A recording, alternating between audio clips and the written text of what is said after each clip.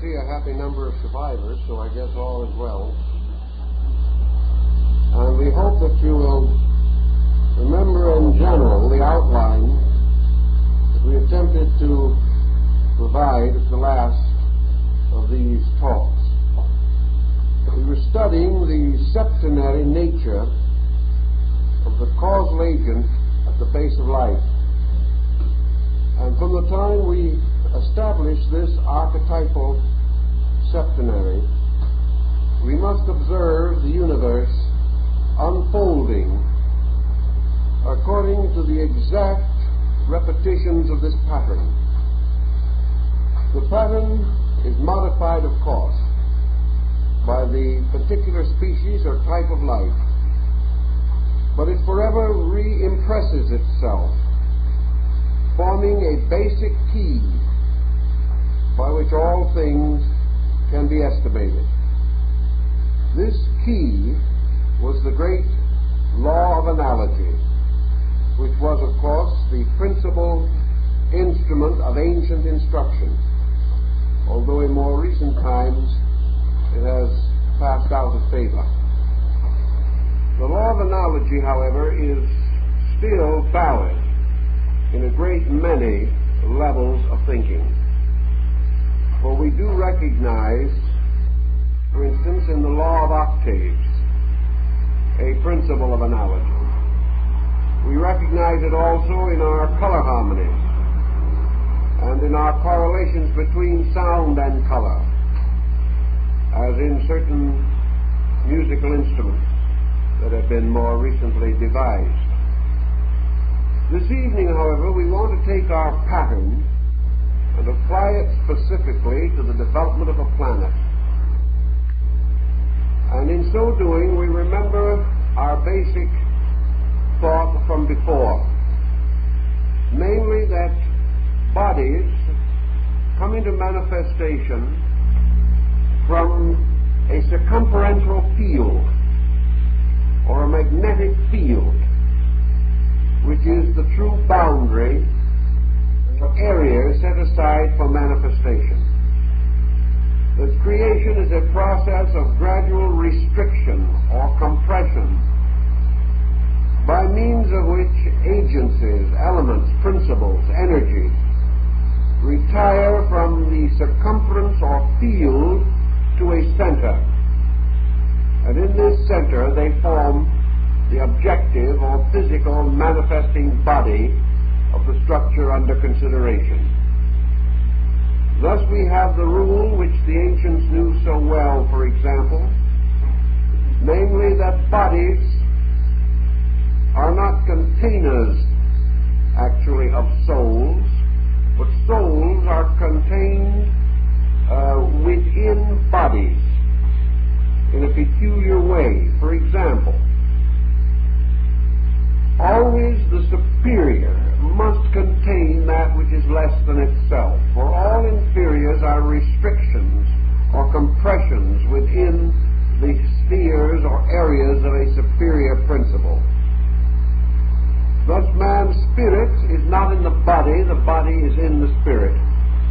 For the spirit represents the field of energy, and the body represents a focal point set up within this field, due to the gradual flowing of energies from the area of the field to a center, leaving behind what is called a privation, or an abyss, or a hyle, as the ancients called it.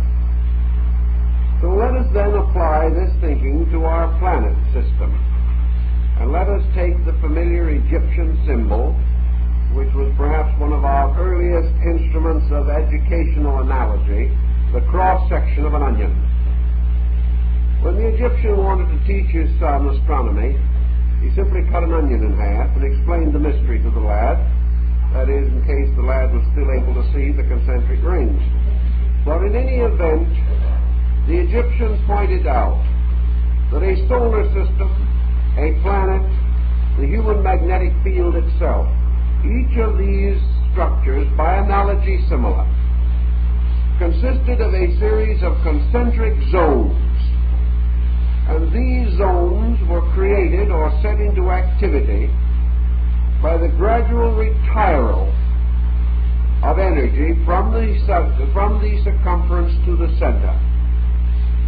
Thus we have these zones coming into existence one after another and continuing to form concentrically within each other from the outside toward the center until finally in the middle area the physical planet itself was brought into existence. Thus a planet consists of a body and a septenary of superphysical principles. This septenary of superphysical principles in the solar system was represented by the field of the planets. And the 7 planets recognized by the ancients, Saturn, Jupiter, Mars, Sun, Venus, Mercury, and the Moon and Sun being regarded as planets in ancient astronomy. These represent the 7 layers or spheres of the onion, represented by the cross-section of the solar system. These 7 together operated upon, in, and through the earth, which was the 8th sphere or the 8th part of the soul. Thus the invisible bodies of a planet represented soul bodies, and its visible form, which is set up in the center or in the midst of them, receives into itself, as into a cup, or as the ancients call it, a crater, all of the energies of the superphysical field. Now when a planet is fashioned, all of these fields of invisible energy, through a series of concentric restrictions, compress until they finally result in a pressurified area in the very center of the field of the planetary body. And this pressured area slowly begins to glow. And from this glowing, there comes into existence the nebulous, fiery body of a planet. This body is being bombarded constantly from its own magnetic fields. It is being sustained like the flame of a lamp by a wick dipped deep in oil. The oil is invisible. In this case, the wick is invisible, but the flame is visible. But the life and power and energies of bodies, these are communicated to the bodies from their energy fields. And wherever a form lives, it is because of an invisible life agent behind it. And this invisible life agent is always a septenary of some kind, manifesting through an 8th sphere or 8th part, its body or vehicle. Now, if we had lived or could live many millions, hundreds of millions of years ago, when this planet was in the forming, we might have had different kinds of visions. We might have looked out into space where this planet was going to be, and had we a certain kind of extrasensory gamut, we could have seen a tremendous radiant sphere divided into concentric rings of color like a circular rainbow. These rings of vibrant light, concentric like the rings of a target. So we could have seen a blazing field of light in which the colors of the spectrum were distributed in concentric bands. Under those conditions, if our sight was focused upon this phase of the phenomena, we would observe in the center of this, where the bullseye of the target would be, something like the bullseye, a dark, dimensionless area, a depth, a mysterious field of night. And this we could not penetrate with the same vision with which we could see this wonderful field of magnificent moving color. But if we could change our focus of vision now to a physical level, slowly all this wonderful field of light would disappear, and in its place, in the center of the target, a smoldering coal would appear, a kind of fiery, mysterious gaseous globe. And this globe would be luminous with the power of these invisible energies. But we could no longer see them. And perhaps something resembling a small moon at sunset, when the moon is first visible as a kind of orange disk on the horizon, might be more like what we would see. And this the ancient scientists and the more modern scientists believed to have been a planet in a molten state. It was not actually molten as we know it. It was a living entity gradually beginning to build bodies and drawing these bodies from the field of energy around it and making the body visible by consolidating the elements which compose it, compressing them. Now we know today that we can take invisible elements in the atmosphere and by placing them under tremendous pressure cause them to be visible. And the same thing nature was doing, causing out of an invisible material a visible one to come by bringing the parts closer and closer together. And so ultimately a visible form seemed to emerge from this strange field. And it emerged from darkness because the eyes that could see the form would not be able to see the light field behind it or around it. Now this form, which was to be our planet, we'll say for the moment, was of perhaps the solidity of a gaseous vapor. It was something that could support no life as we know life. It had no mountains, rock, earth, anything that we know. Were we placed upon it, we would fall through it into space. It was simply a field of semi-visible energy.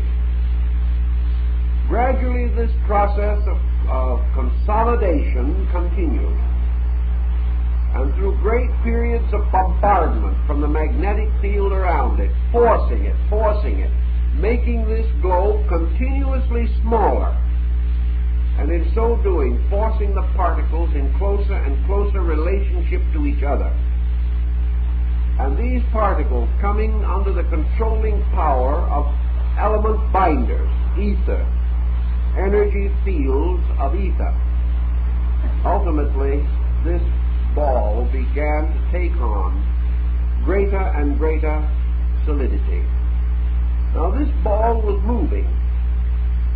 It was rotating and revolving.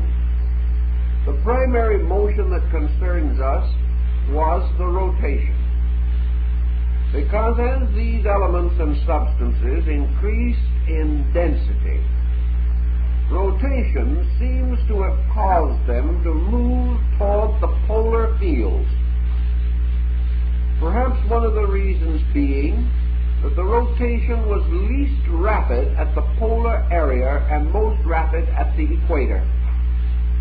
Therefore, the friction between the surface of this field of energy, the globe, and the outer space wall around it, the friction was greater at the equator, lesser at the pole.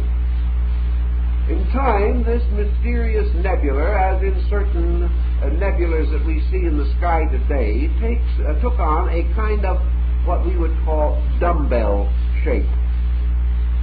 It was in this case a vertical dumbbell, with its axis, the handle, running upward, hypothetically, toward the pole star. And this dumbbell consisted of a darker, a more semi-solid shape, still existing within the globular field of mist, or of this nebulous agent, which was the field of its formation. And ultimately, in the motion of this, we begin to see on this energy field globe, this kind of luminous mist body, what astronomers perhaps recognize today as the polar cap of Mars. We begin to see an area gradually differentiating from the general appearance and forming the primary indications of solidity, the arising of the solid in the midst of the dense. Because solidity, in a strange way, is the opposite of density.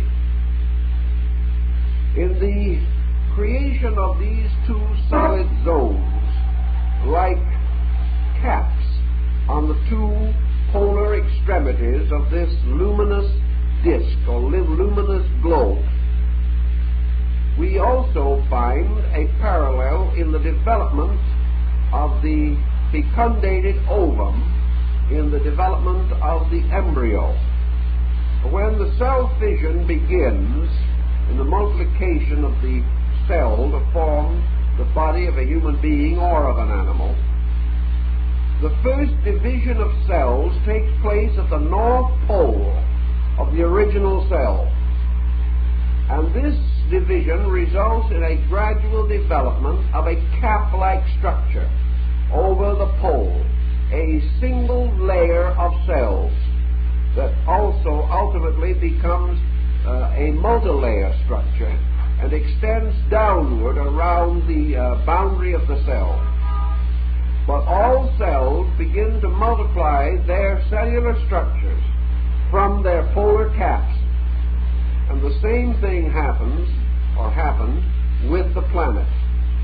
By degrees, this area of so-called solidity appeared and became increasingly solid and hard, forming two gradually increasingly dense islands, one at the North Pole and one at the South Pole. It was in these areas, therefore, the polar regions, that the first solid substances of what we call the planet Earth were available, called the polar continents. These were divided by most of the planetary surface as we know it, which was still in a semi-luminous, semi-fiery state, and therefore could not yet sustain life. Actually, the entire planet also was completely enveloped in a mist, which is referred to in the ancient writings as the fire mist. And could any creature have existed on it at that time, such a creature, looking out from the surface of this fiery ball, would have seen nothing but red reflected back to him from the mystical atmosphere around him, because he could not penetrate beyond this fire mist zone. According to the old philosophical teaching, the development of the two islands, one at the north and one at the south polar cap, resulted in the gradual incarnation of certain agencies from the auric fields, or the seven superior bodies containing within themselves this physically developing Earth. In other words, as the Earth developed, it became quickened. Life began to move into first the atmosphere of the Earth and finally into the physical structure itself. All forms coming into manifestation upon the surface of the Earth came from its own magnetic fields, or came from the superior zones of color, the septenary structure which surrounds the Earth. At the beginning, of course, these forms that were built or were gradually fashioned out of these substances had to have the same material substance in them as their world. Therefore, as the ancient reports tell us, in the beginning beings existed that seemed to be more like flames than anything else. They were simply luminous forms, fireflies in a flame, mysterious fiery whirlwinds and swirls within the great fiery atmosphere, because the bodies could not be composed of anything separate from the material available, had any body such as we know today been there, it would have been immediately consumed by combustion. It couldn't exist. There was a story also that when these polar caps became gradually more and more solid, that they became the abode of the first divine beings that descended from the higher atmosphere or walked down the ladder of 7 rungs, or this field or zone of concentric color magnetic disks within which the Earth existed. This original North Polar Cap was also referred to as the imperishable island, the abode of the gods, and is recognized by the Mongolians and Tatars as being the site of the mysterious Shambhala in the Gobi Desert of Mongolia. That here was the imperishable outcropping of Azoic rock, the mother rock, the parent rock of the whole earth, the oldest substance there is. And this, of course, also became the basis of the first continent, the first development of a region or an area in which life of some kind could begin to develop. Now, there's been a great deal of question and thought as to how life reached the Earth. Recent researchers in the outer space balloon ascensions and things of that nature, the stratosphere explorations, seem to indicate the existence in space, that is, in the space around the Earth, of free spores which have an eternal existence in space. In other words, space itself, as we call it, is filled with spore-like seeds that can be attracted or brought within the area of a planet. And therefore that all planets can be, and probably originally were, given living organisms out of this spore field of the sun itself. Not only does the sun supply the nutrition, but the sun sustains free seeds in vacuum.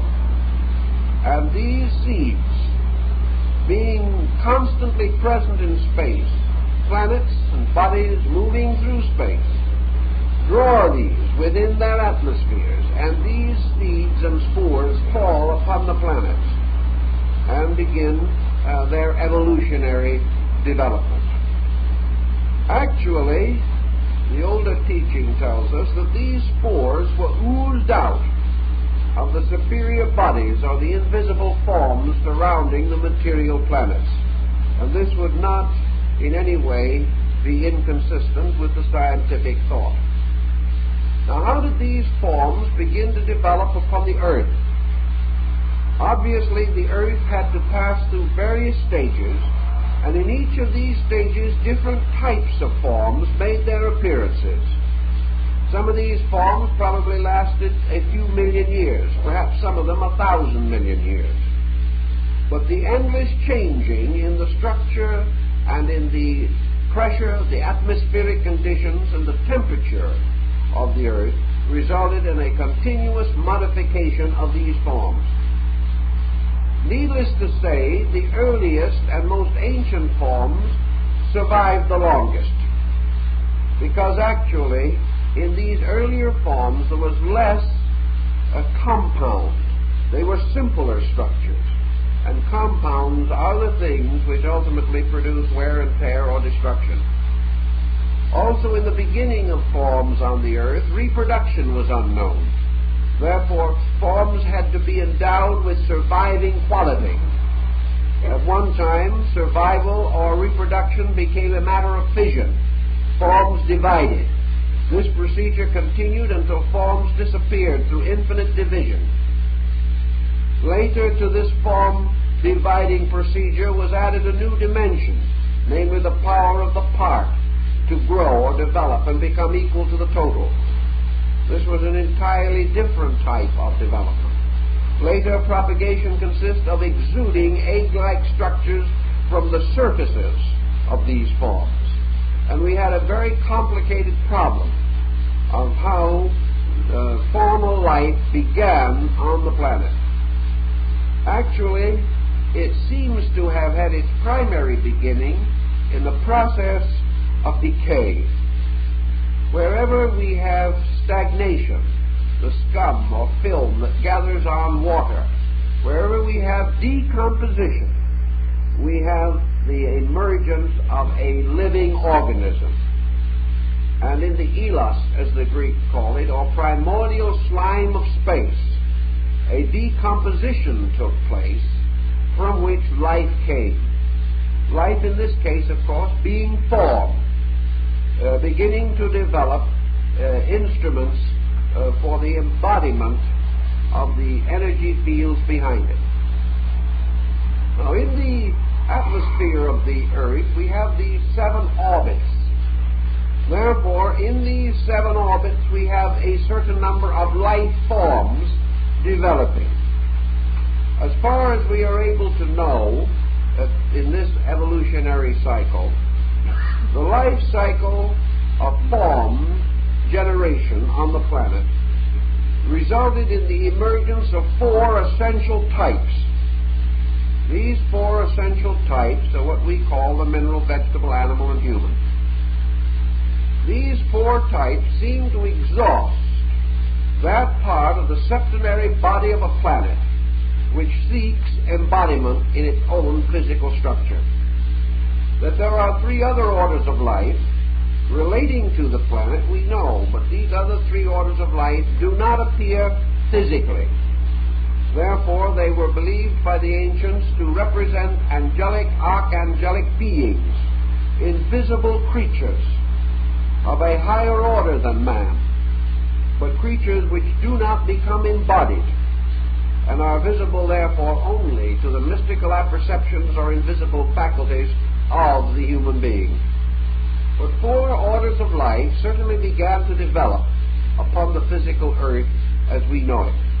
And these became one by one the instruments for the manifestation of the invisible powers of the rings or orbits that form this concatenation of worlds behind the physical. Now these bodies began to compound almost immediately. We had the mineral, and then we had the plant. And in the mineral, we had a single organism, a single body. In the plant, we have 2 bodies, because we also have a mineral body, and now added a vital growth factor. In the animal, we have 3 bodies. And in man, we have a 4-fold differentiation. For in man, we have mineral, vegetable, animal, and human. And yet, although these 4 are combined within man, there is still around him a world containing these other kingdoms. All minerals, therefore, are not tied up in the body of man. All minerals are not tied up within the body of plants. Some minerals are in plant forms, some are in animal forms, some are in human forms, and some still remain mineral. Thus we have these lower kingdoms, or these evolving forms, existing both free and in compound. Now we know also that these various mineral elements must have their own cycles of evolution.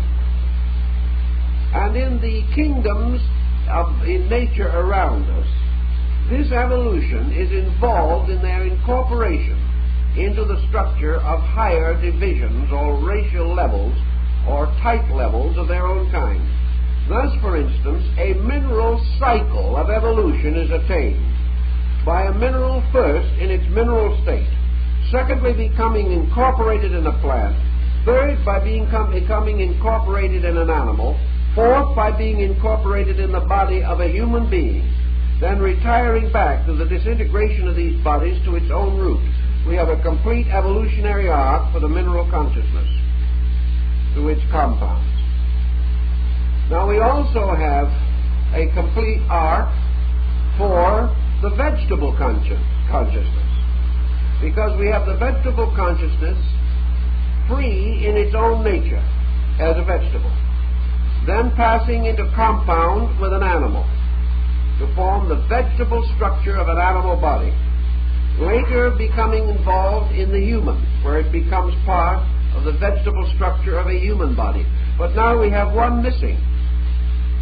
So the plant consciousness has to proceed to a plus X, which we do not see at the top. It has to go one step higher than man in order to complete its cycle and be incorporated as a vital principle in the organism of one of the invisible hierarchs which are beyond man and drop back again to its own level. And so we find the body or elemental principles evolving through compounds, just as man does. And the development or evolution of these is through their association with superior organisms. A simple example of what we mean, perhaps, would be the example of the person and the dog. The individual who has the dog for the pet gradually creates a sympathy with the dog.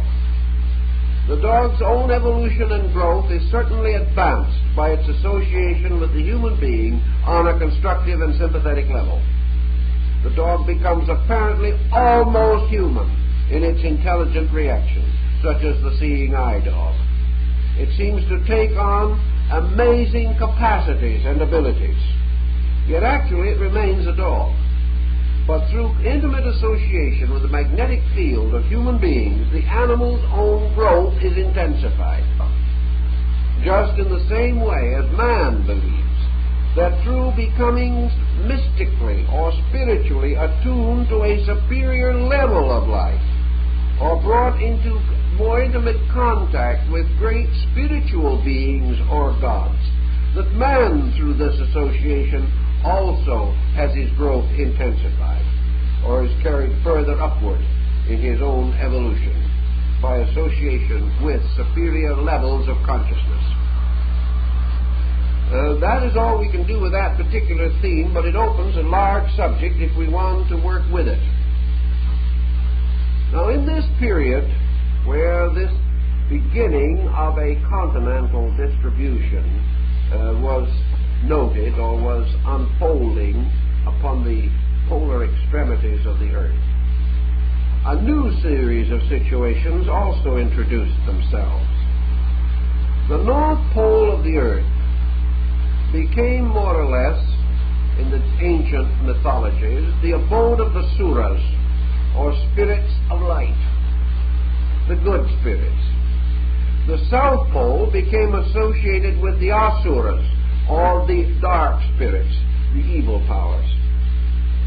Therefore, two warring camps, polarization, began to be manifested. Light and darkness, good and evil, right and wrong, faith and fear, were associated psychologically with these two great zones or areas, and each one moving toward the equator, the northern continent moving downward around the sides of the globe, the southern continent moving upward around the sides of the globe, became almost like two hands gradually coming together like this to meet at the equator.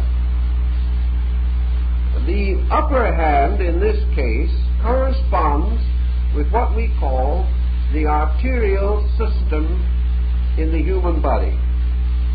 The lower hand, reaching up below, became equivalent to the venous system of the body, the veins. Thus a great system of circulation began to envelop and encircle the globe, forming in the invisible atmosphere that we see a complete group of circulational factors, an arterial system and a venous system carried in the invisible ethers of space. As a result of this mingling of these two systems, the trunks of which extend ultimately back to the great solar heart, the sun, in magnetic fields. We have the trunks of these systems now visible to us symbolically as luminous emanations. And the arterial pole of the earth is surrounded by the spectacle which we can occasionally see, the aurora borealis, whereas the southern pole is associated with the aurora australatus, or the two great magnetic poles which have to do with the earth, one of nourishment and the other of the carrying away of waste matter, one of nutrition, the other of elimination. And these two great systems flow from the sun through the structure of the earth and back to the sun again. And we have perfect parallels to this process in the arterial and venous circulation of a vital organ in the human body, and how this circulation ultimately leads back again to the sun or heart.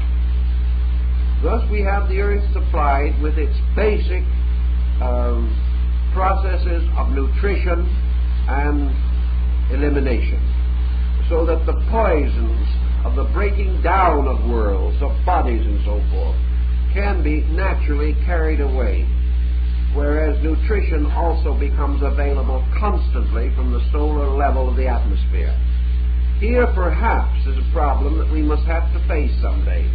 We cannot afford to put too great a strain upon this great system of circulation which involves our planet. We are now beginning to suspect, and perhaps justly, that the air around us, like the ocean, is able to take care of a certain amount of contamination. And if the contamination exceeds that amount, then the air itself becomes contaminated. And we have danger to life, because we cannot cleanse this circulation as rapidly as we pollute it. And the answer, perhaps, is a more organic process than our present scientific opinion might be. It is quite possible that we shall ultimately learn that in these ethers of space there are complete structures which can be studied physiologically if we have the faculties or instruments to measure them. Certainly the ancients held this to be distinctly true. So out of all of these wonders and mysteries of things come the first great continent of the earth. And a continent is a diffusion or distribution of habitable area, and usually ocean, or some form of, humanly speaking, uninhabitable area. And the first great division, which was to become the sustaining power of the first race of mankind, was the great Polarian diffusion, which is measured up to the time in which the Polarian geological distribution reached its zenith, or reached its maximum. In that time, we have what was called the first continent. And the first continent, in all probability, consisted of nearly the entire area of the earth. There was probably very little water as we know it, because the combustion and heat would have made water almost impossible. And from a philosophical standpoint, it is necessary that the first continent should have included every square inch of land that could possibly appear in any of the others. Because the first continent is archetypal. The first continent is the true continent.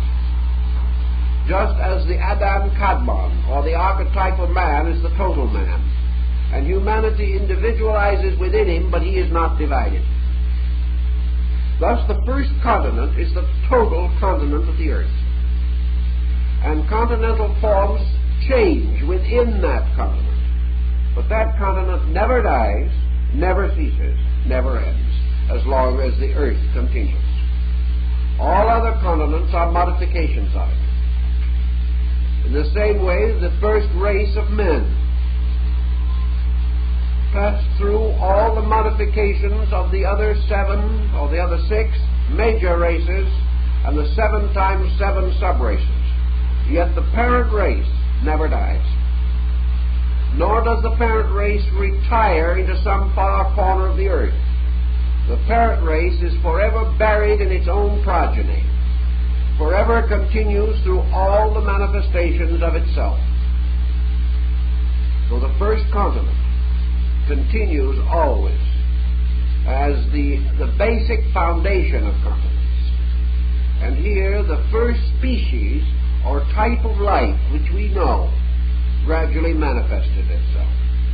As we have a special discussion coming on another evening relating to the types of life developing on these continents, we want to limit our particular discussion tonight to the continental distribution itself. Now, in those days, such records as we know indicate that the Polarian epoch, which probably extended into a period of several hundred millions of years, that the Polarian epoch moved from the time when the first solid Earth appeared until the maximum degree of surface crystallization was accomplished. This surface crystallization formed a crust of comparatively solid substance over the surface of this field of energy that was swirling as a flame in the center of the orbit of the planet. Later, this crystallization continued to go deeper, and we find the gradual formation of the earth itself, the ancients telling us that in contradiction to the general belief of the geologists, that the hard core of the planet did not come first, but last. For the planet must do the same thing that everything else does. It becomes more and more formal as it descends into the crust which formed its surface. But within that surface is another solar system in reverse, moving toward the core of the planet. And this core of the planet, again, corresponds to space. It corresponds to the highest part of the solar system. So we have a very curious structure, and of course no one up to the present time has ever been able to explore the substance and elements composing the core of the planet. In any event, the Polarian species or period with its form of life supplied only a very uncertain environment for the development of living things. These living things had to be without any structural form such as we know. Therefore, they could leave no bones in the rocks. They could leave no fossil remains.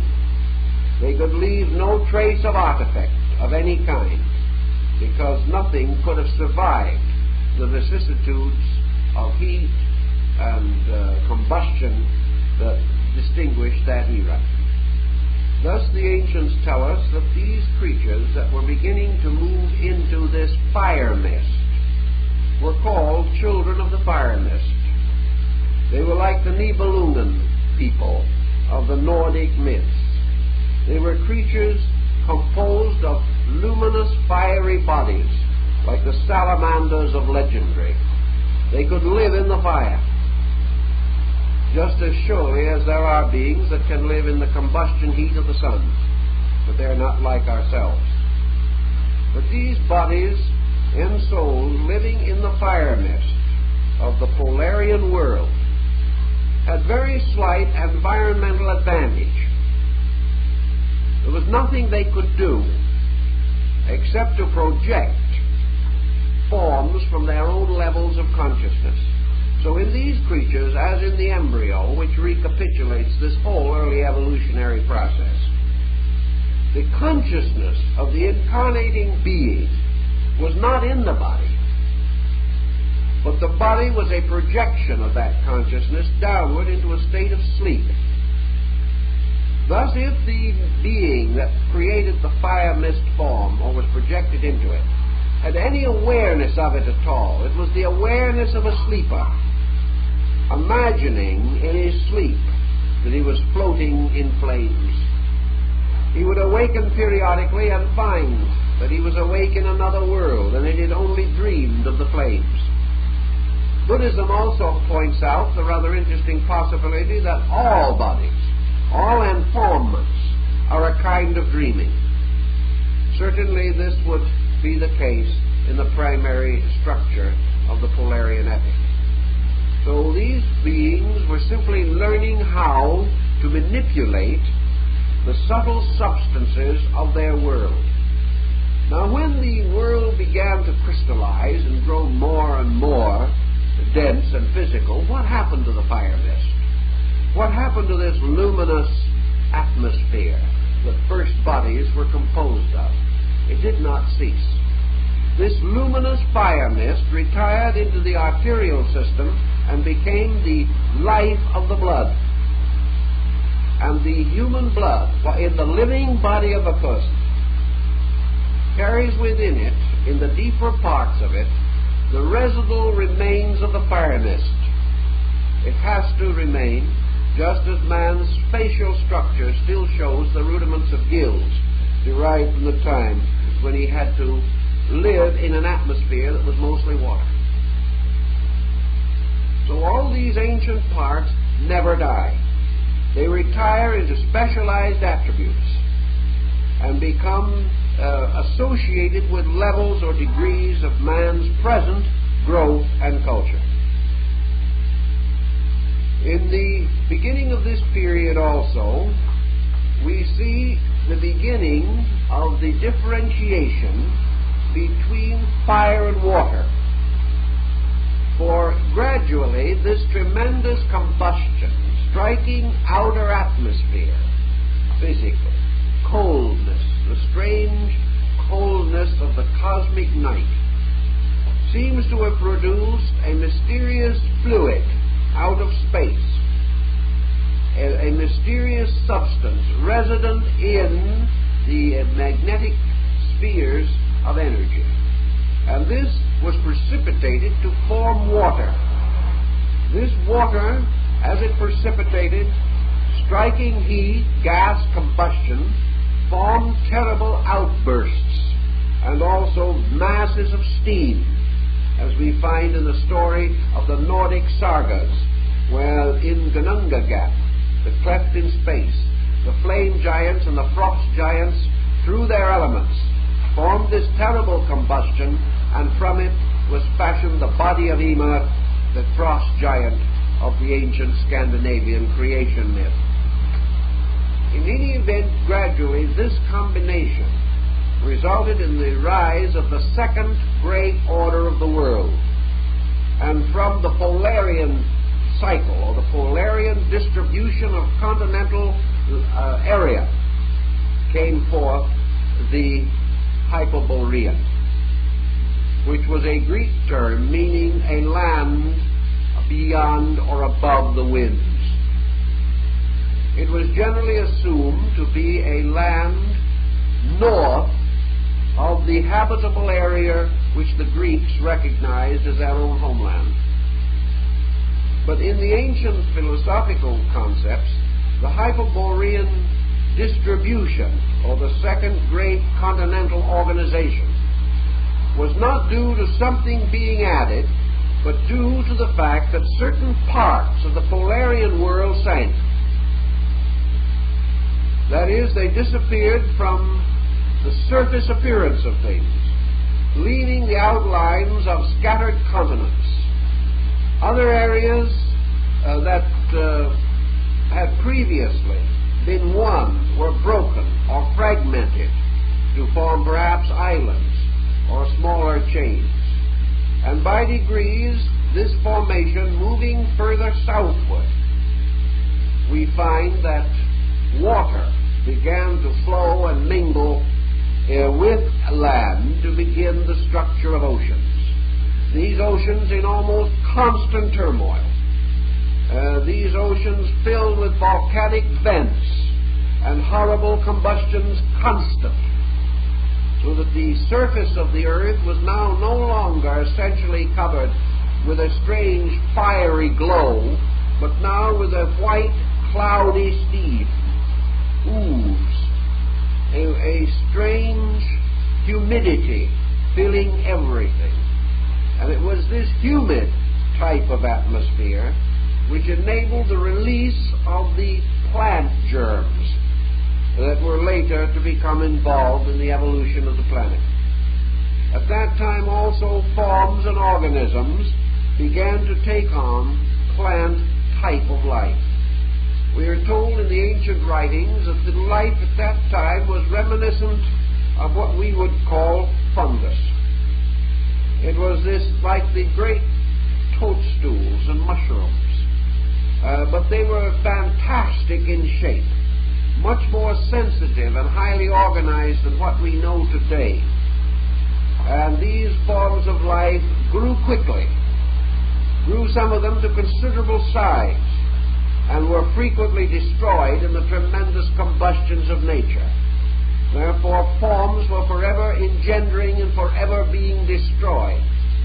And in this procedure, the plant process of reproduction began to appear, because these forms had to reproduce or become extinct.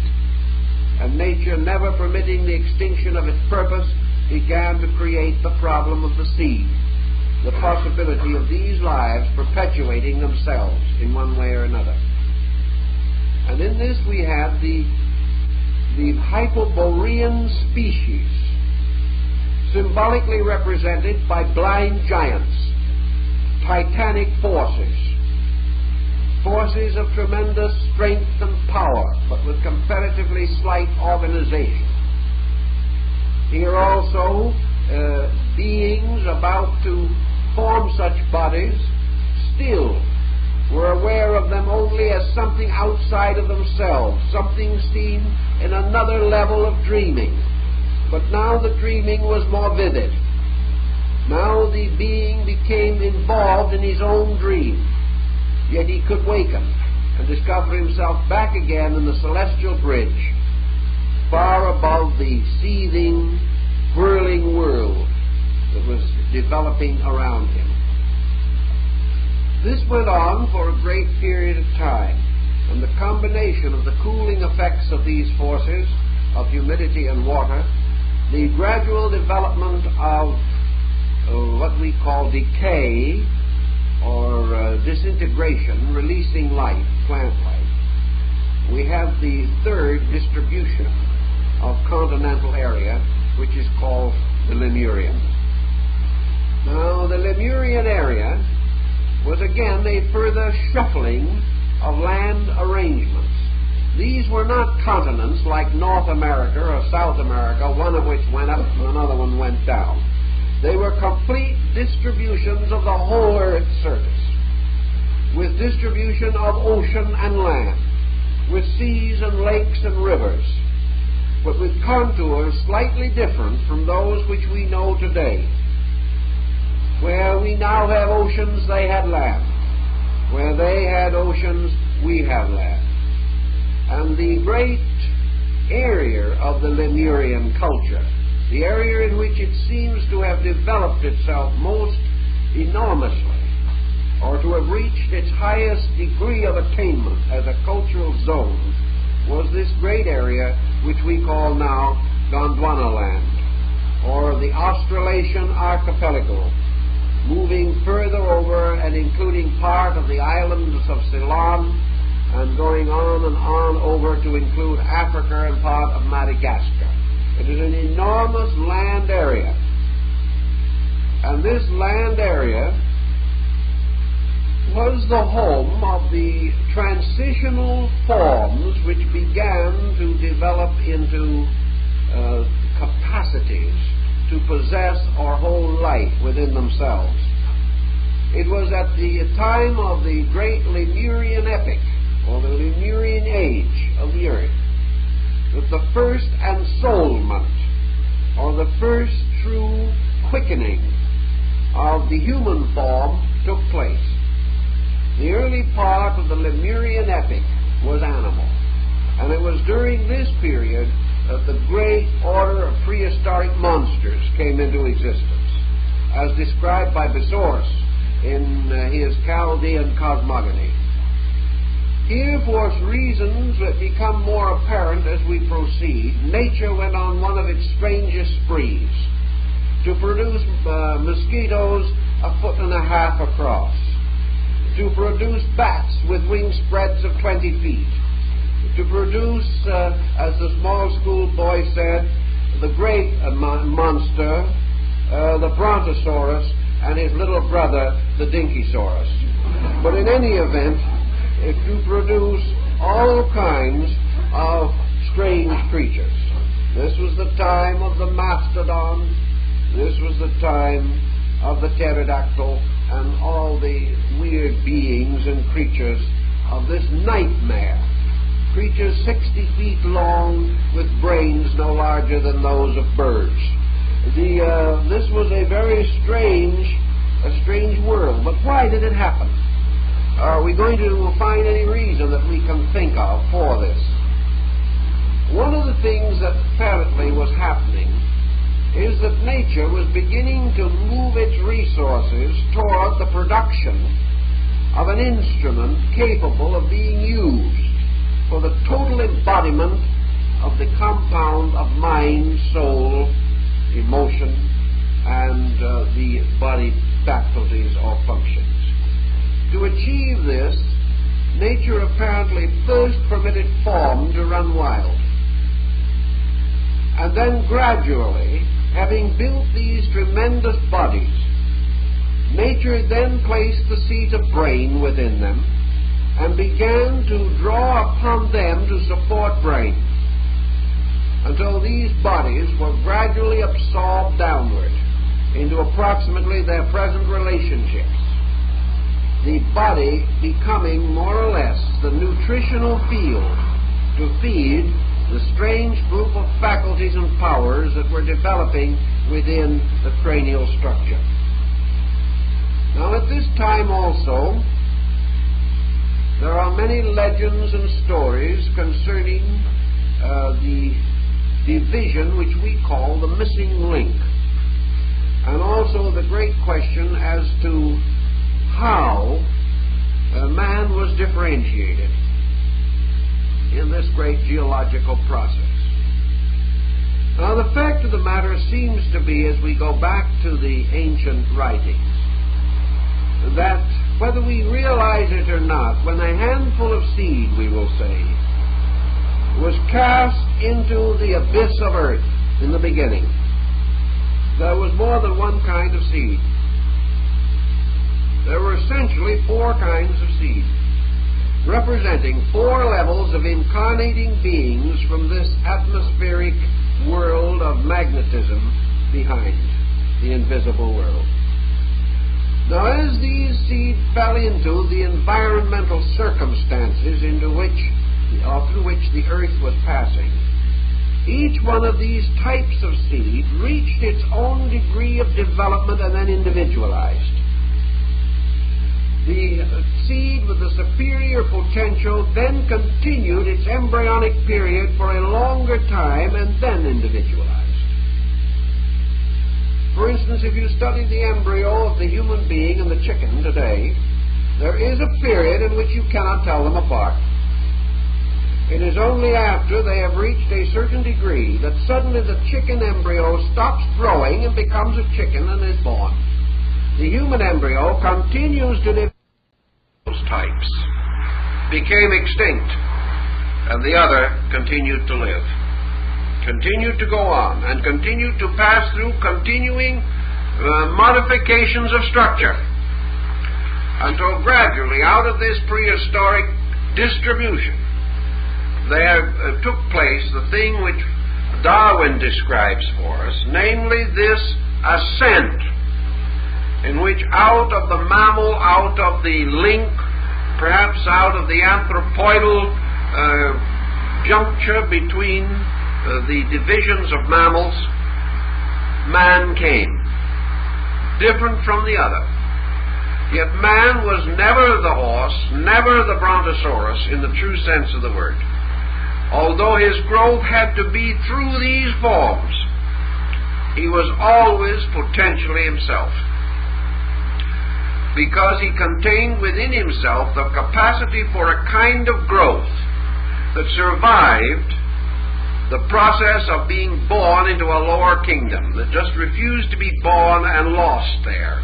It kept on going until finally it reached its humanity, and then it was born.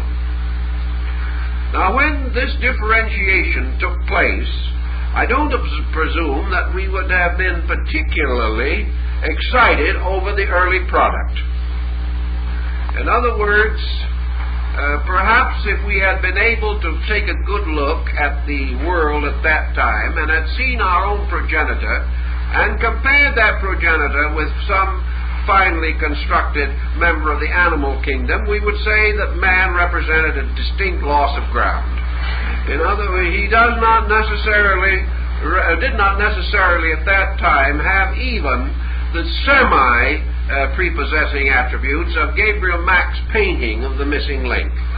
He left much to be desired from a cosmetic standpoint. He was probably less efficient, less effective than the animal. He probably had a very difficult early struggle, because gradually this change in his development and growth, his growth being slower, the need for protecting him during infancy was greater than that of any other animal. Gradually changes had to take place, and the survival of man against the primary world around him was possible only because he possessed the rudiment of a superior faculty of cognition. He possessed something, mind, even though it was only in rudiment, which still gave him just the edge necessary for survival. If he hadn't possessed that, he probably would not have survived. But in the Lemurian world, which was distributed over this vast area, we see the gradual development of man. We see the division taking place. And finally, man and the animal, previously not distinguishable, thrown into contrast with each other. And out of that, the inevitable victory of the man over the animal. The gradual rise of the first primitive social state, in comparison to which that the digger Indian or anything that we know today would be comparatively highly elevated. Every once in a while we hear of someone who has had long conversation with some Lemurian priest or something on the Ouija board. It's all right, but we have very little reason to assume that the Lemurian priest would know anything that could possibly be of interest to us. Because actually the Lemurian priesthood was lower than any form of human life we have on earth today. Yet in its own time, it was the highest life then on the planet, because all the other life belonged to a different order. A man began to make that little stone axe. He began to learn how to throw the rock. He learned how to find the cave and hide. He learned by degrees to create the bone fishhook, and ultimately he discovered fire. And when he discovered fire, he became master of the world. So, in these days, man and the animal looked very much alike. They ate the same food. They lived in the same range. They struggled for the same values. And according to the ancient traditions, there were many strange commixtures. In those days, the rudimentary patterns of man and animal interbred, as there was no clear vision, no clear distinction between them. And out of that interbreeding came monsters. And out of these monsters, as Sanchroniathon tells us, came strange creatures that ultimately perished away, because wherever a monster of this kind was born, like the hybrid, it was sterile. And therefore orders of life began to disappear. And we have a very important study back in there, but it's going to take a long time to unravel it. because still we are dealing with situations in which your fossil remain is of very little value. Your fossil remain cannot give you, in the early Lemurian period, very much that could have survived. In the later Lemurian period, perhaps those first fragments that we now honor so great, such as the Pithecanthropus erectus and the Piltdown man and the Neanderthal man, and these bone fragments that are our only link, but which do tell us that man has been here as a human being, potential at least, for millions of years. In the Lemurian period also, something else happened that was of tremendous importance, and that is the transition gradually in the formation of the bisexual creature from the androgen. Nearly all primitive forms of life, as we explore them, and even today rudimentary forms of life in water particularly, are androgynous. And your sexually polarized entity or being, when it arose, began immediately to contribute two factors. The first factor being the need for two creatures to reproduce their kind, and the opposite polarity being the release of one pole of creative energy for the stimulation of the mental psychic organism. Thus, by breaking the ring of the gods, by stealing this ring away, man became a thinker. By breaking the circuit of generation within himself, he became dependent upon another creature to complete generation, but he also became capable of thought. But he also, whether he realized it or not, caused another circuit. This, the primary psychic mental circuit, which also requires polarization for creation. This we have not entirely come to understand up to the present time.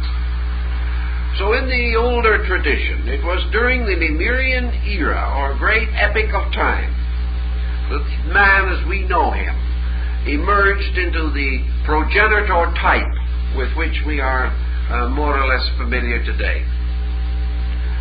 We learn also that in the struggle for this growth, that man gradually came into possession of his sensory powers. Obviously, the primary world had very little need of sensational function as we know it. We are told, for instance, that the sense of feeling, which is the most generally diffused of our senses, was the earliest, and the sense of sight the last to be added. The sense of sight is an exceedingly perishable one, and is already, generally speaking, beginning to fail. It is the sense of sight, psychologically, which seems to be strangely involved in the gradual rise of our great materialistic culture. The eye has destroyed man's internal vision. And actually, the eye is an externalization of that internal vision. And gradually, man, through the development of the sense of sight, has become hopelessly involved in the illusion of matter. This was his last faculty, and perhaps the one which he will first lose.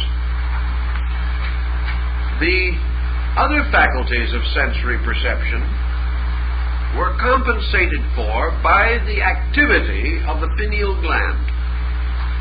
And in the Hyperborean period particularly, this vegetable-like antenna, very much like the antenna of the insect, was available as a general organ of orientation. Man originally developed organs of sensitivity, but he still depended largely upon internal vision. And it was not until his orientation in the Lemurian era that the organ of internal vision was finally closed, and man was forced to go forth to earn his bread for the sweat of his brow. He was launched into the material world, and what had previously been his inner life, or his contact with the causal sphere behind, retired gradually into the condition of folklore. This is also repeated in the small child, who possesses certain psychic faculties until it reaches from 5 to 7 years of age, when these faculties have a tendency to disappear. They disappear particularly as the development of the skull closes the sensitive area at the crown of the head, which lies directly over the pineal gland, or the ancient third eye. Now we have this Lemurian area, this vast distribution of land, producing gradually a primitive people. This primitive people began to cultivate certain values and virtues, but we begin to realize another problem. Here is a world gradually coming into existence, a great experiment in the retort of nature, a world in which man was already old, but not as man, because he was old as the protoplasm, he was old as the plant, he was old perhaps as a geological creature back in the early days of prismatic crystal forms. But he was there a long time. But he was also being moved. And the ancients were of the opinion that during this long cradle land time of man, that it was necessary for him to have been under certain guidance, under certain leadership or direction. And this was particularly true when finally man made this strange jump in the dark, which is said to have occurred at the time, approximately the middle of the Lemurian epoch.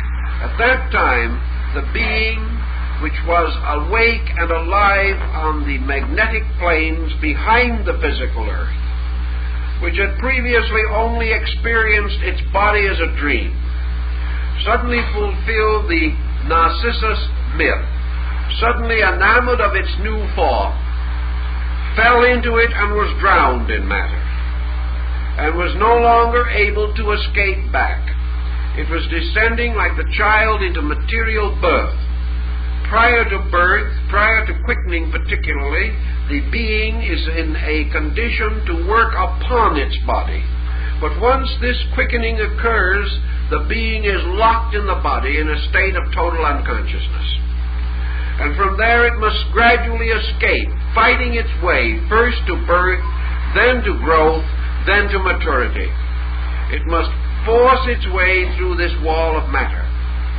Now, in the ancient times, it was believed, when this great balance was achieved in the Lemurian epoch, and the humanity that we know, the true humanity, first made its complete step into a primordial human form, was locked therein and went to sleep in this thing which preceded the Cro-Magnon, preceded the Piltdown man.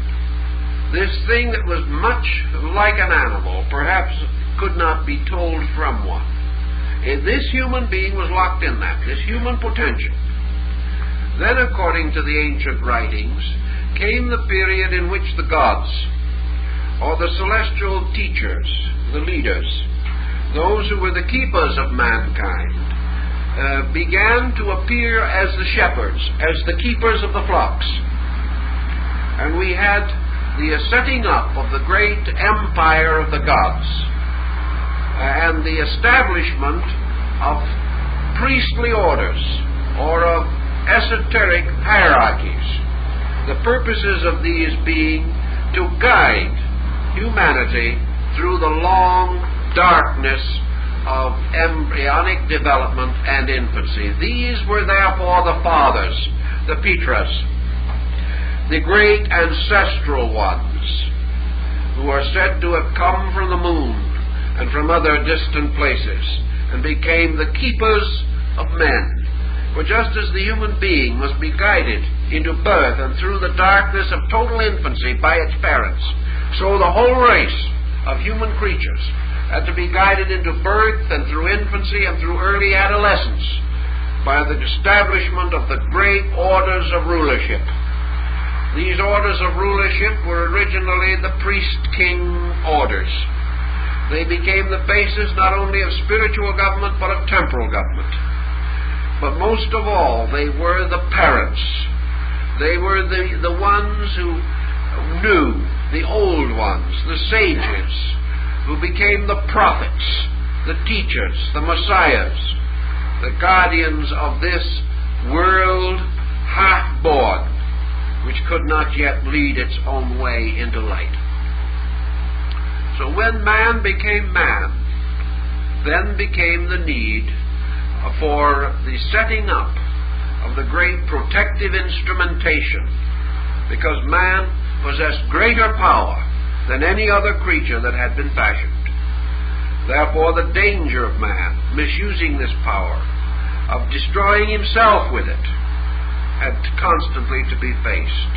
And higher orders of life, represented in the ancient writings, the gods of the Puranas and the Vedas, these deities moved in as the keepers, as the custodians, the shepherds, the psychopompus of souls, and became now in our legendary the gods who walked with men in the beginning of things, the angels who were in the Garden of Eden, who taught Adam and Eve.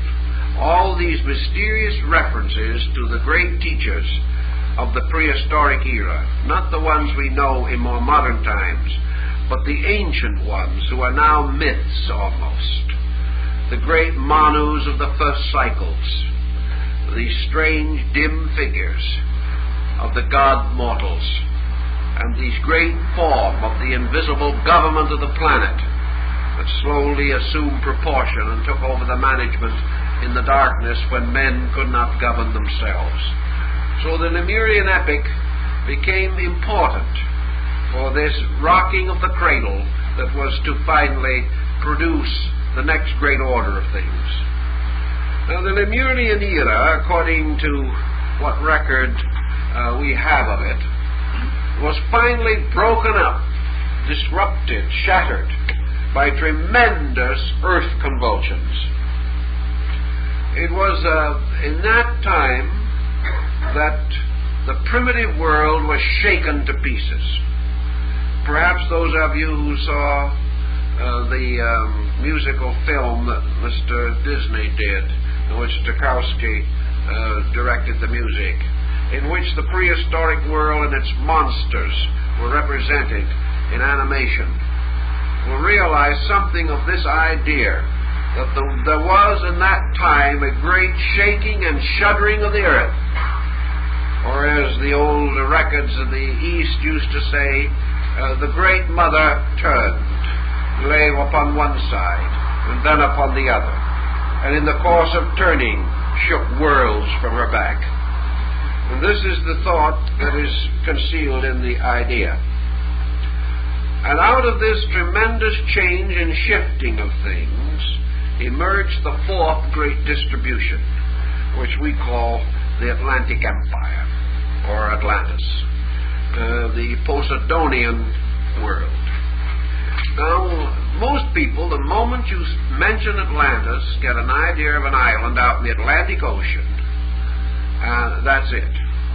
But that is only in the terms of geology or the geography or geophysics of our problem. That island, the island of Poseidonis, was the last stronghold of the ancient world. It was not the great Atlantis. It was the remnant. It was the last part of the great empire to be shaken into oblivion. Atlantis was actually a diffusion, like all of the other continents. A part of Southern California was above water in Atlantis during the Atlantean period. Part of Russia, most of India, practically all of Mongolia was above water. Area after area that we associate with existing present areas were above the level of the ocean, and there was an enormous area of land. In fact, there was a larger land area than there is now.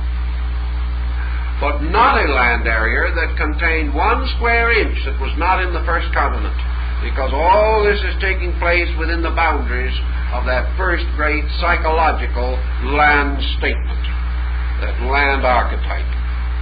And in the Atlantic area then, a new kind of people began to develop. The Lemurian progenitor had reached a certain degree of growth.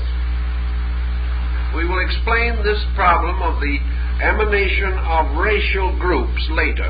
All we want to do is to move the general theme as much as we can. The Atlantic distribution did not immediately center in what we call the Atlantic Ocean area. The Atlantic distribution seems to have centered originally in many of those parts of Asia, particularly in the area we call China. And here, and in many other parts of the world, sporadic developments of peoples began to be marked. These peoples grew more rapidly, individualized more quickly, and of course, what is important about them, they brought with them, under the guidance of these teachers that we have mentioned, the adept fathers, the great ones, they brought a new level of organization, and the Atlantean had already begun his rise as an intellectual being. The Lemurian man was still sort of fighting for survival with nature. He was in the process of orientation. The Lemurian man was perhaps equivalent to the small child, whereas the Atlantean was reaching out toward that glorious age of human adolescence. He was reaching out toward growth, expansion, power, and everything of that nature. And he attained it. And he moved from one part of the world to another. He drifted into certain commixture with the previous Lemurian factors. He continued to migrate considerably from one part of his world to another, until finally, at the height of his control of the planet, he was extended practically over the entire Earth. He was divided into many groups, into many orders. He was a diffusion of peoples, just as we are a diffusion now, extending with many sub-races and divisions all over the planet. But just as certain nations, certain empires, certain areas seem to rise with us, we might say, for example, that the island of Posidonis could correspond with North America in relation to the rest of the diffusion of our present world order, or the great island continent of Australia, or one of these enormous land areas. And by degrees, the Atlantean Empire, the great Atlantic distribution, was eroded away. It did not disappear in the same way that the Lemurian world disappeared, by great shudderings and shakings. It seems to have been chewed away around its circumference over great periods of time. Some feel that this chewing process was due to the rotation of the Earth and the banking up against stratifications which were to be mountains.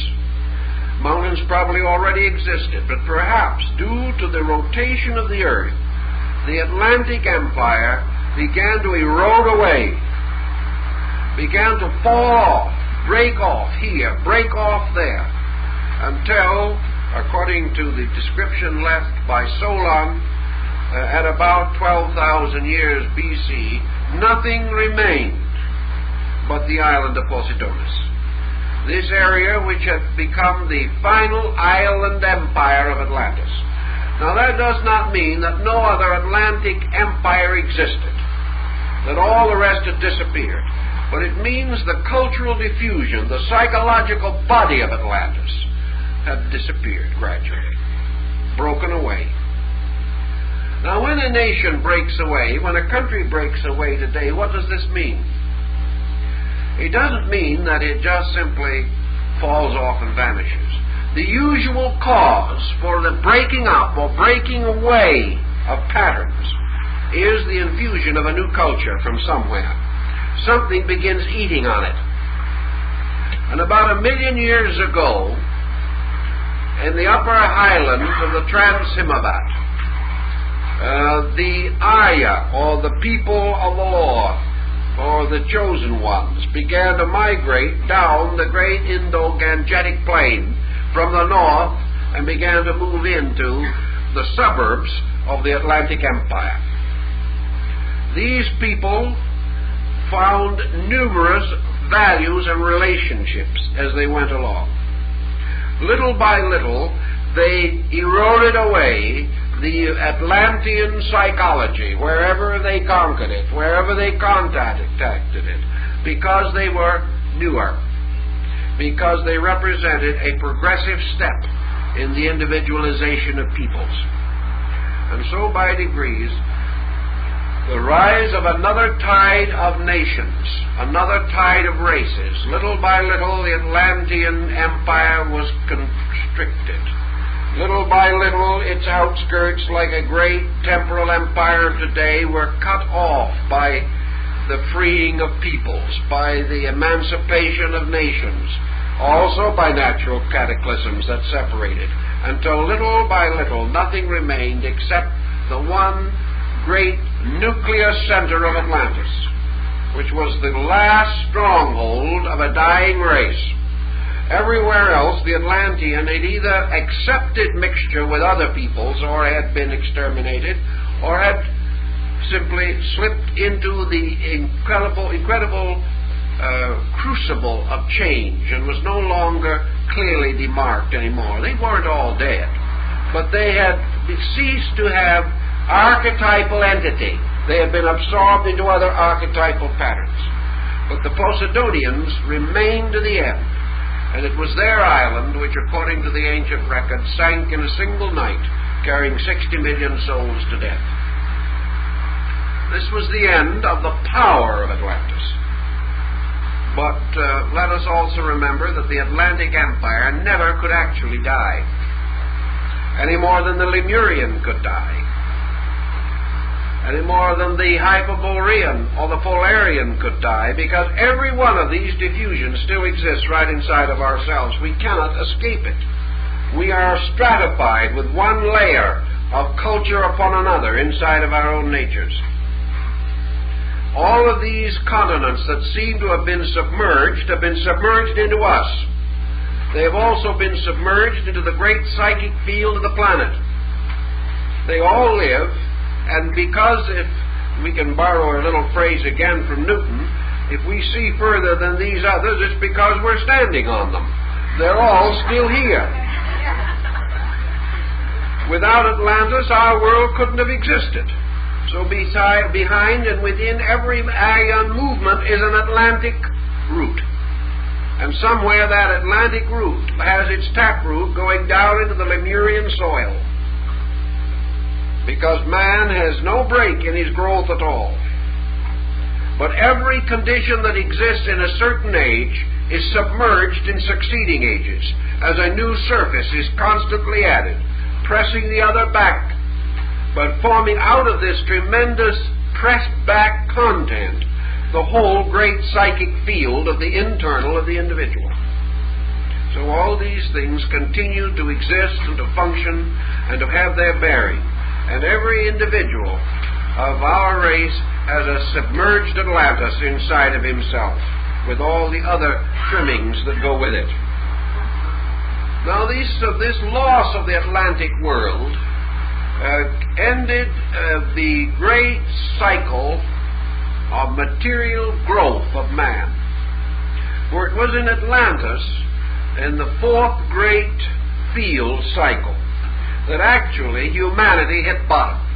Now, we may not like to think that that was possible. We prefer to think we're hitting lower than they ever succeeded in hitting.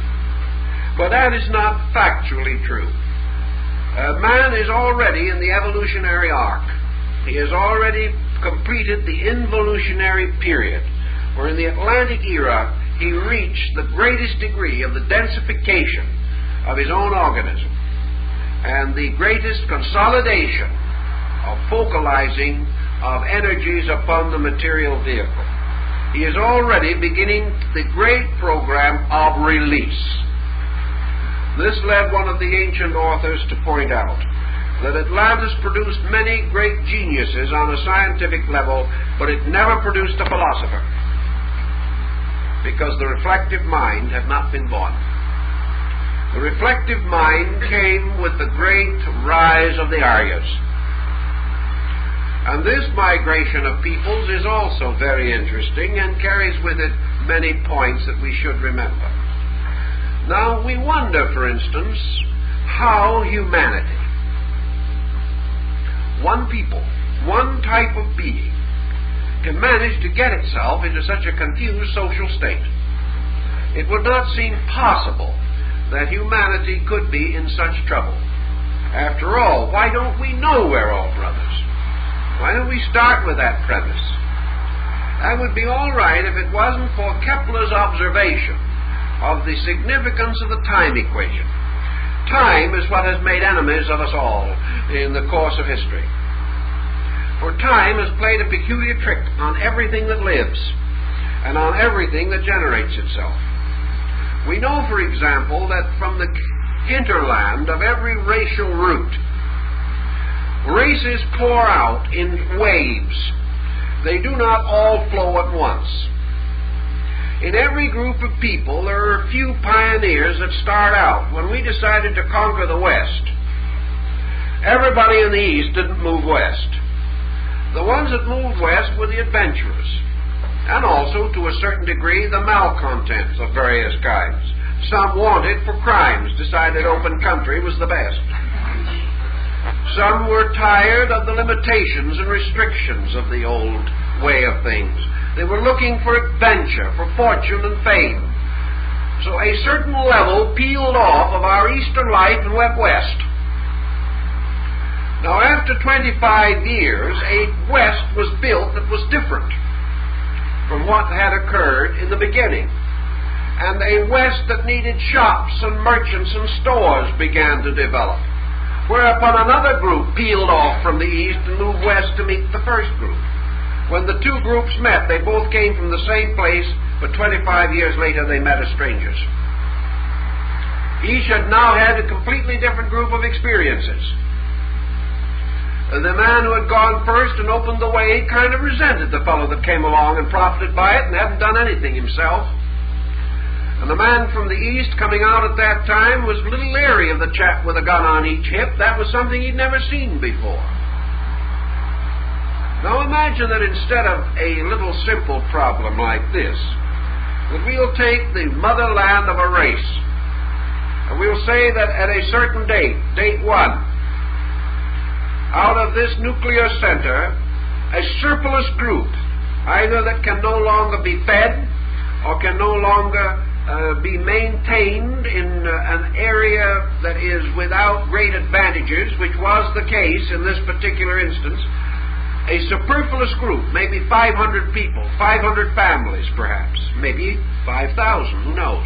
But anyway, this group moved out, and in this particular case moved south.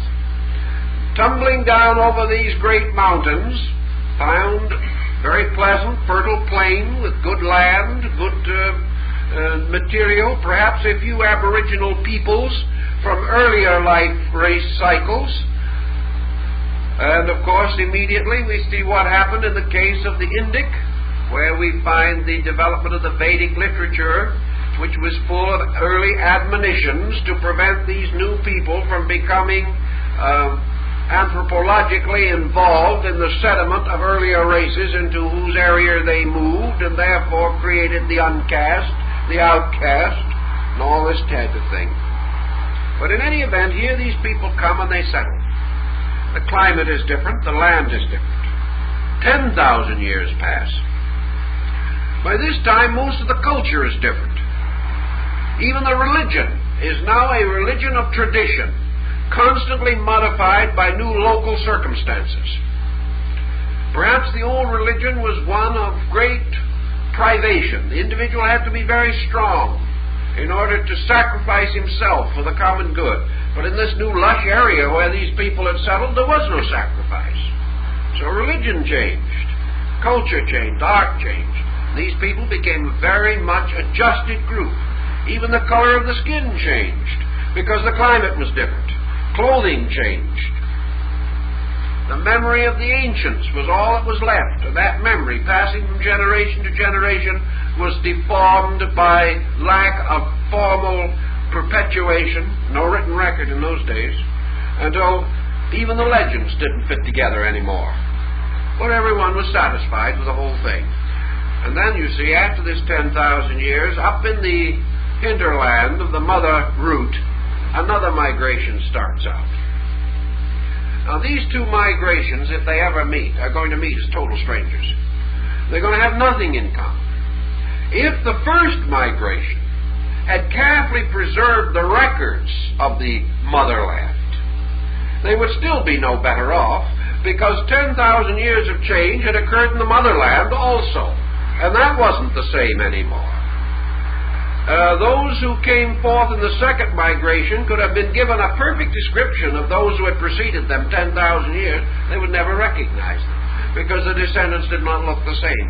So these two charming groups of people, both from the same origin, if they actually got a little unhappy, wanted each other's land or something of that nature, would simply go to war, having no sense of common origin. Or, as more likely in the early days, there was plenty of land, so they went somewhere else and started another community.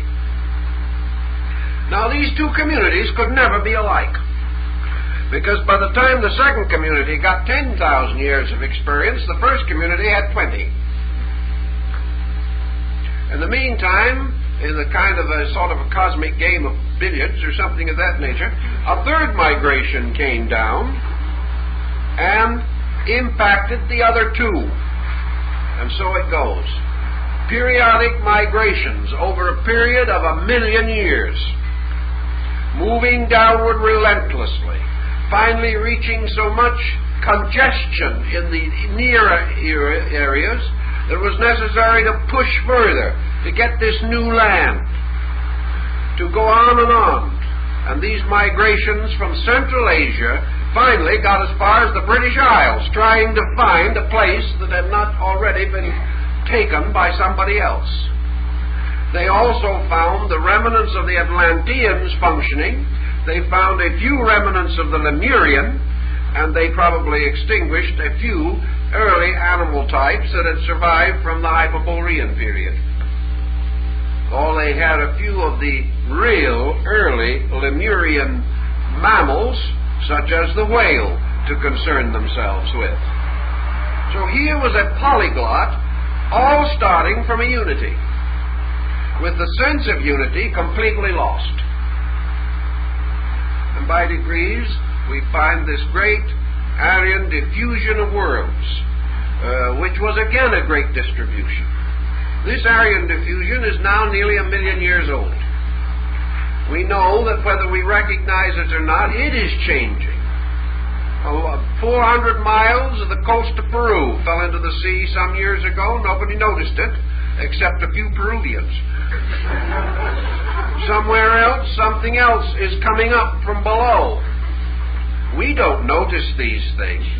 We are told that our sea coast is changing 5 inches every 100 years.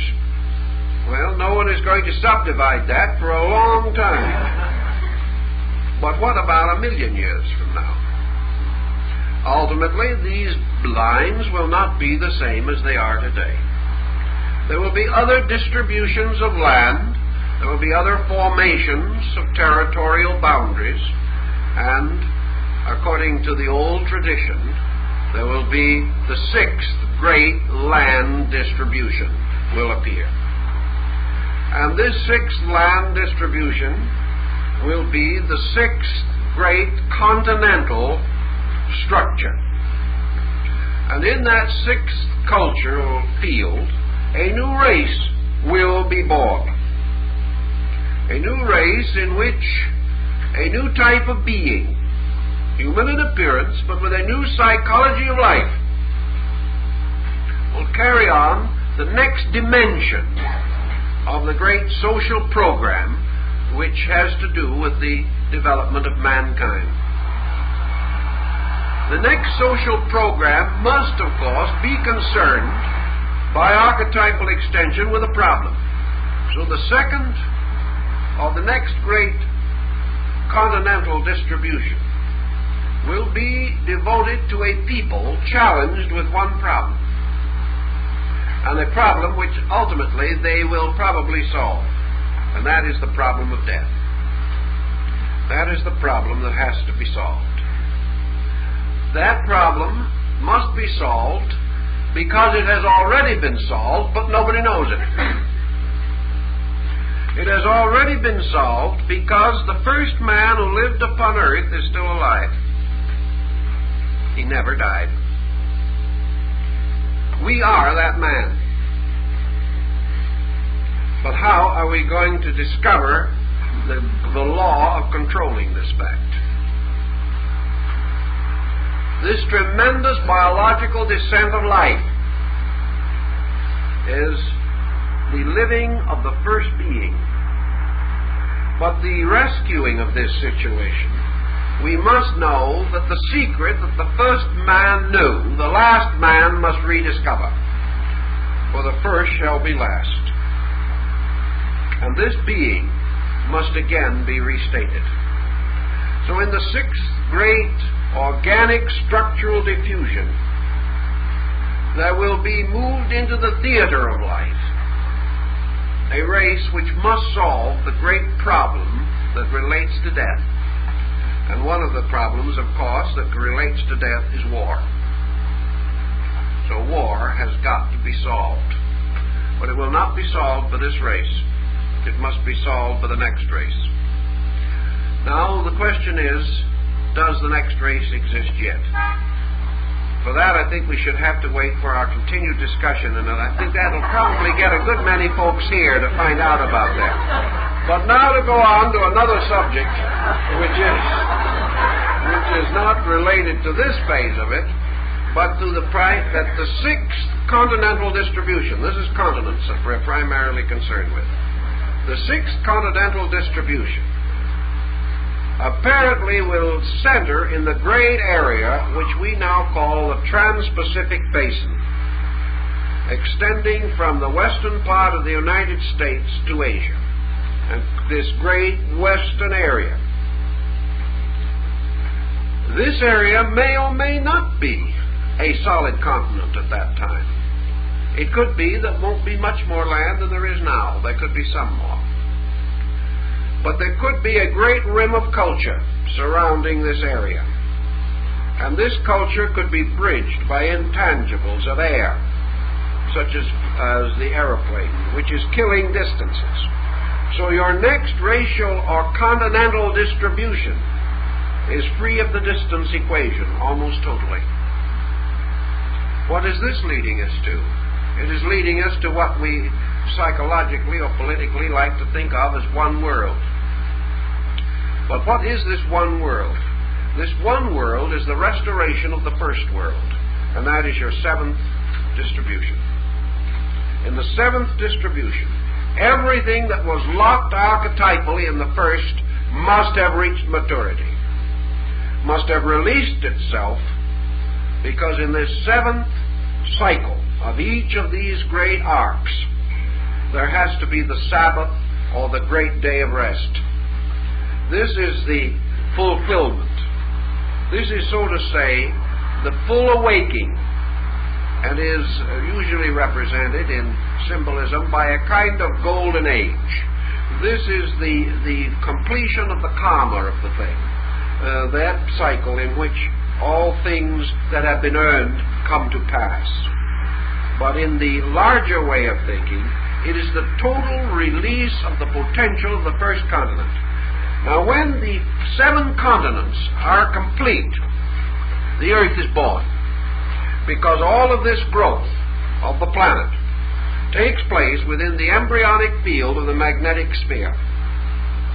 The magnetic sphere actually incarnates through the psychochemical fields of these so-called continents.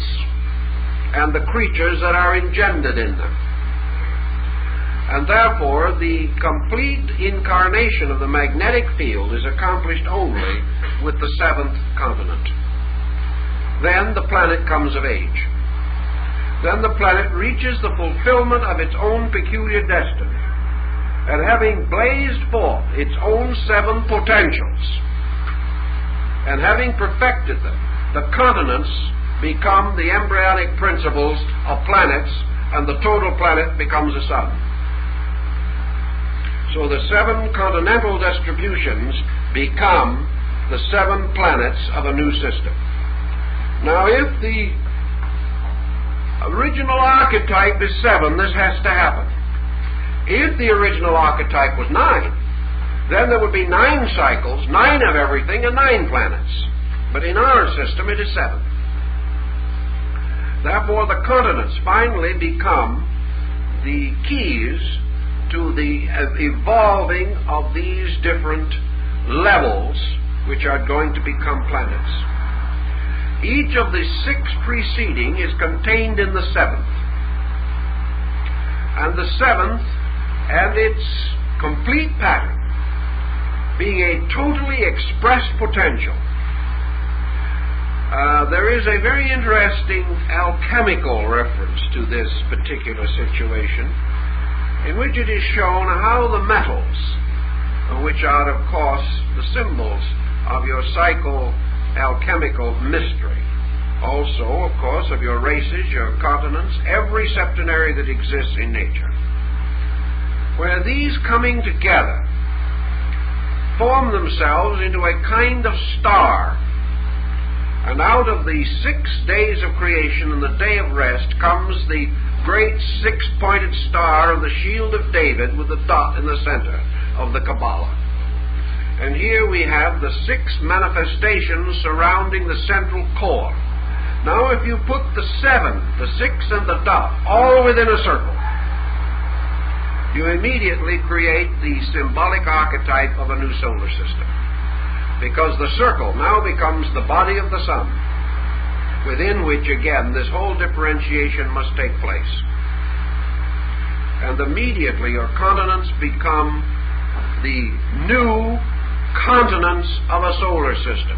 Because in a solar system, each planet is a continent. And each of the planets in turn has its own way of development. And these planets are fulfilled in the sun. And in the 7th day, or the great rest, all of the planetary powers are fulfilled in the sun itself. And when the sun states its own total septenary with the planets, then the sun and the planets burst into a cosmic system. And each of the planets becomes a solar sun. Again, the number determined by the archetypal pattern at the root of the grouping. And there are many universal systems, and there are many cosmic chains, each according to different basic mathematical patterns. But in our concept, therefore, we see the growth of the planet producing 7 fields that appear physically as chemical, but which are actually psychological. For these continents, although they come forward as physical symbols, are actually representative of magnetic areas and zones within the psychic organism of the planet itself. Now, the planet is a crystal. On Earth, a planet is a crystal. This crystal is composed of an infinite number of minute parts, united mysteriously and mathematically, and capable of being released only by shock or by fission, in which the broken parts become miniatures of the whole, all the way down through, just as in the breaking of crystals.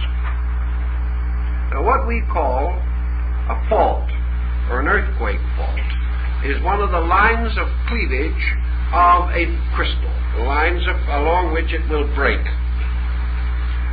These faults, and all that have to do with them, are again part of the psychological anatomy of a planet. And a planet has organ, structure, and body just exactly like any other living thing.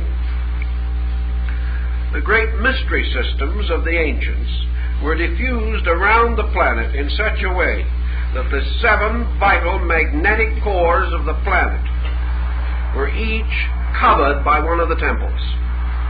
And these were the 7 sacred orifices of the earth, where the magnetic fields had their great centers. And each one of your racial groups or your continents flows from one of these magnetic fields, completing itself, exhausts itself in giving birth to the next, and so on until the complete septenary is concluded.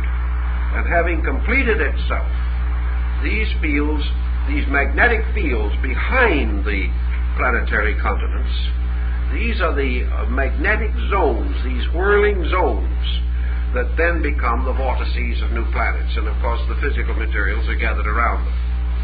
So that this infinite process of growing goes on and on and on, fulfilling the evolution of this great 7-fold pattern. And I think this 7-fold pattern would naturally lead then to a more detailed discussion of the races, which will be our subject for next week. And there are many things about the races that will be very, very interesting to us, and a number of popular bubbles, I'm afraid, are going to be broken in one way or another.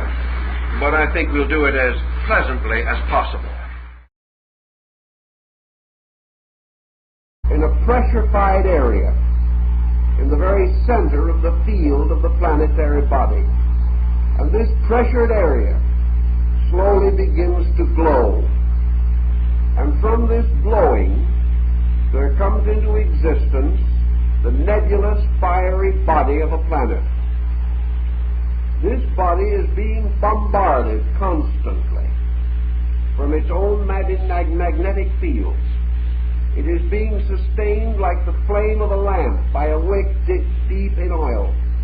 The oil is invisible. In this case, the wick is invisible, but the flame is visible. But the life and power and energies of bodies, these are communicated to the bodies from their energy fields. And wherever a form lives, it is because of an invisible life agent behind it.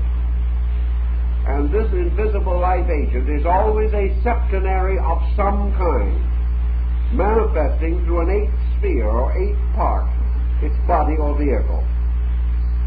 Now, if we had lived or could live many millions, hundreds of millions of years ago, when this planet was in the forming, we might have had different kinds of visions. We might have looked out into space where this planet was going to be, and had we a certain kind of extrasensory gamut, we could have seen a tremendous radiant sphere divided into concentric rings of color like a circular rainbow. These rings of vibrant light, concentric like the rings of a target. So we could have seen a blazing field of light in which the colors of the spectrum were distributed in concentric bands. Under those conditions, if our sight was focused upon this phase of the phenomena, we would observe in the center of this, where the bullseye of the target would be, something like the bullseye, a dark, dimensionless area, a depth, a mysterious field of night. And this we could not penetrate with the same vision with which we could see this wonderful field of magnificent moving color. But if we could change our focus of vision now to a physical level, slowly all this wonderful field of light would disappear, and in its place, in the center of the target, a smoldering coal would appear, a kind of fiery, mysterious, gaseous globe. And this globe would be luminous with the power of these invisible energies, but we could no longer see them, and perhaps something resembling a small moon at sunset, when the moon is first visible as a kind of orange disk on the horizon, might be more like what we would see. And this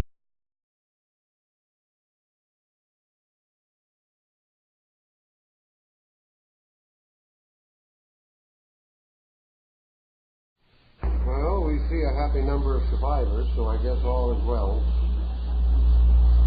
And we hope that you will remember in general the outline that we attempted to provide at the last of these talks.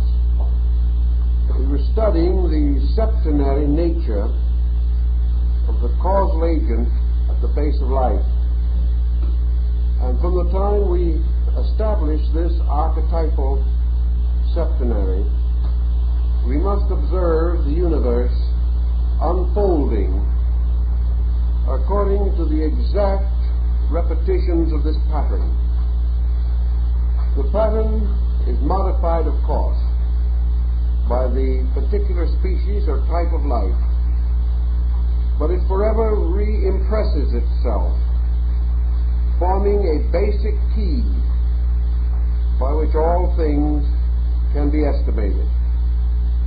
This key was the great law of analogy, which was, of course, the principal instrument of ancient instruction, although in more recent times it has passed out of favor.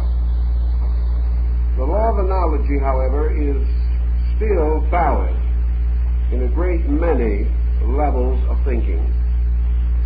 For we do recognize, for instance, in the law of octaves, a principle of analogy. We recognize it also in our color harmonies and in our correlations between sound and color, as in certain musical instruments that have been more recently devised. This evening, however, we want to take our pattern and apply it specifically to the development of a planet. And in so doing, we remember our basic thought from before, namely that bodies come into manifestation from a circumferential field or a magnetic field, which is the true boundary or area set aside for manifestation. That creation is a process of gradual restriction or compression, by means of which agencies, elements, principles, energies retire from the circumference or field to a center. And in this center they form the objective or physical manifesting body of the structure under consideration. Thus we have the rule which the ancients knew so well, for example, namely that bodies are not containers actually of souls, but souls are contained within bodies in a peculiar way. For example, always the superior must contain that which is less than itself, for all inferiors are restrictions or compressions within the spheres or areas of a superior principle. Thus man's spirit is not in the body is in the spirit. For the spirit represents the field of energy, and the body represents a focal point set up within this field, due to the gradual flowing of energies from the area of the field to a center, leaving behind what is called a privation, or an abyss, or a hyle, as the ancients called it. So let us then apply this thinking to our planet system, and let us take the familiar Egyptian symbol, which was perhaps one of our earliest instruments of educational analogy, the cross-section of an onion. When the Egyptian wanted to teach his son astronomy, he simply cut an onion in half and explained the mystery to the lad. That is, in case the lad was still able to see the concentric rings. But in any event, the Egyptian pointed out that a solar system, a planet, the human magnetic field itself, each of these structures, by analogy similar, consisted of a series of concentric zones. And these zones were created or set into activity by the gradual retiral of energy from the circumference to the center. Thus we have these zones coming into existence one after another and continuing to form concentrically within each other from the outside toward the center until finally in the middle area the physical planet itself was brought into existence. Thus a planet consists of a body and a septenary of superphysical principles. This septenary of superphysical principles in the solar system was represented by the field of the planets. And the 7 planets recognized by the ancients, Saturn, Jupiter, Mars, Sun, Venus, Mercury, and the Moon. The Moon and Sun being regarded as planets in ancient astronomy. These represent the 7 layers or spheres of the onion, represented by the cross-section of the solar system. These 7 together operated upon, in, and through the earth, which was the 8th sphere or the 8th part of the soul. Thus the invisible bodies of a planet represent its soul bodies, and its visible form, which is set up in the center or in the midst of them, receives into itself, as into a cup, or as the ancients call it, a crater, all of the energies of the superphysical field. Now when a planet is fashioned, all of these fields of invisible energy, through a series of concentric restrictions, compress until they finally result. The ancient scientists and the more modern scientists believe to have been a planet in a molten state. It was not actually molten as we know it.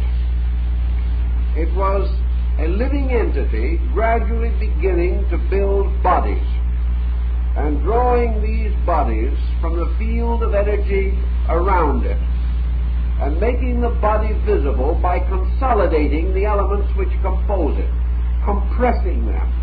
Now we know today that we can take invisible elements in the atmosphere and by placing them under tremendous pressure cause them to be visible. And the same thing nature was doing, causing out of an invisible material a visible one to come by bringing the parts closer and closer together. And so ultimately a visible form seemed to emerge from this strange field. And it emerged from darkness because the eyes that could see the form would not be able to see the light field behind it or around it. Now this form, which was to be our planet, we'll say for the moment, was of perhaps the solidity of a gaseous vapor. It was something that could support no life as we know life. It had no mountains, rock, earth, anything that we know. Were we placed upon it, we would fall through it into space. It was simply a field of semi-visible energy. Gradually this process of consolidation continued. And through great periods of bombardment from the magnetic field around it, forcing it, making this globe continuously smaller, and in so doing, forcing the particles in closer and closer relationship to each other.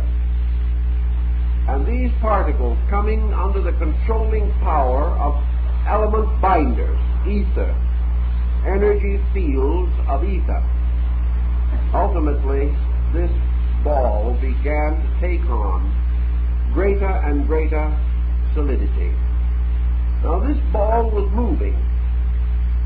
It was rotating and revolving. The primary motion that concerns us was the rotation. Because as these elements and substances increased in density, rotation seems to have caused them to move toward the polar fields. Perhaps one of the reasons being that the rotation was least rapid at the polar area and most rapid at the equator. Therefore, the friction between the surface of this field of energy, the globe, and the outer space wall around it, the friction was greater at the equator, lesser at the pole. In time, this mysterious nebula, as in certain nebulas that we see in the sky today, took on a kind of what we would call dumbbell shape. It was in this case a vertical dumbbell, with its axis, the handle, running upward, hypothetically, toward the pole star. And this dumbbell consisted of a darker, a more semi-solid shape, still existing within the globular field of mist, or of this nebulous agent, which was the field of its formation. And ultimately, in the motion of this, we begin to see on this energy field globe, this kind of luminous mist body, what astronomers perhaps recognize today as the polar cap of Mars. We begin to see an area gradually differentiating from the general appearance and forming the primary indications of solidity, the arising of the solid in the midst of the dense. Because solidity, in a strange way, is the opposite of density. In the creation of these two solid zones, like caps on the two polar extremities of this luminous disk or luminous globe, we also find a parallel in the development of the fecundated ovum, in the development of the embryo. When the cell fission begins in the multiplication of the cell to form the body of a human being or of an animal, the first division of cells takes place at the north pole of the original cell. And this division results in a gradual development of a cap-like structure over the pole, a single layer of cells that also ultimately becomes a multi-layer structure and extends downward around the boundary of the cell. But all cells begin to multiply their cellular structures from their polar caps. And the same thing happens, or happened, with the planet. By degrees, this area of so-called solidity appeared and became increasingly solid and hard, forming two gradually increasingly dense islands, one at the North Pole and one at the South Pole. It was in these areas, therefore, the polar region, that the first solid substances of what we call the planet Earth were available, called the polar continents. These were divided by most of the planetary surface as we know it, which was still in a semi-luminous, semi-fiery state, and therefore could not